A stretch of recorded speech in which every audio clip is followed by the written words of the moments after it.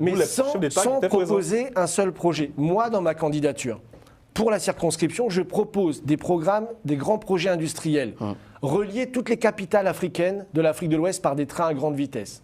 Faire le projet Transaqua pour revitaliser le lac Tchad, vous savez, qui est en train de disparaître. Oui. Il y a 3 millions de personnes qui sont déplacées dans la région. 3 millions de personnes qui ont dû fuir, aller se jeter dans la Méditerranée ou se faire esclavager en Libye.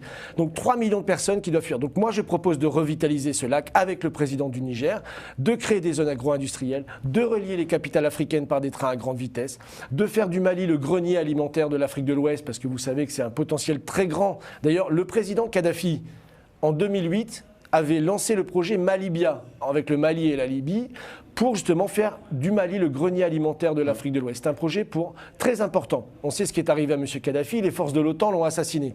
Donc voilà, donc, quand on voit des dirigeants comme Marine Le Pen, Jordan Bardella ou Mélanie dire on veut un nouveau partenariat avec l'Afrique, mais ne propose pas de sortir du CFA explicitement, ne propose pas une politique de développement réelle avec des projets concrets, on retourne dans le même cinéma de partenariat, d'égal à égal. Et voilà, donc moi, ma candidature, c'est de dire aux Français, on va mettre vos compétences en action pour faire ces projets d'infrastructure. Vous savez, 11 des 16 pays de ma circonscription, 11 des 16 pays de ma circonscription sont classés parmi les 30 pays les plus pauvres de la planète.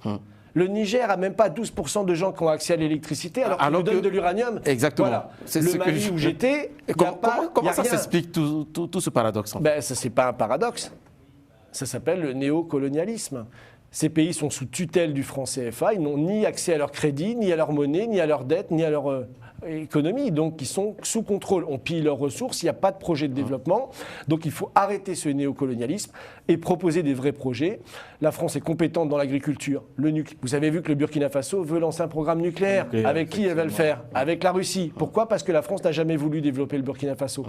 Thomas Sankara lui-même disait on va lancer un astronaute dans l'espace, on va développer une station spatiale en Afrique. Il proposait tout cela, il a été également assassiné.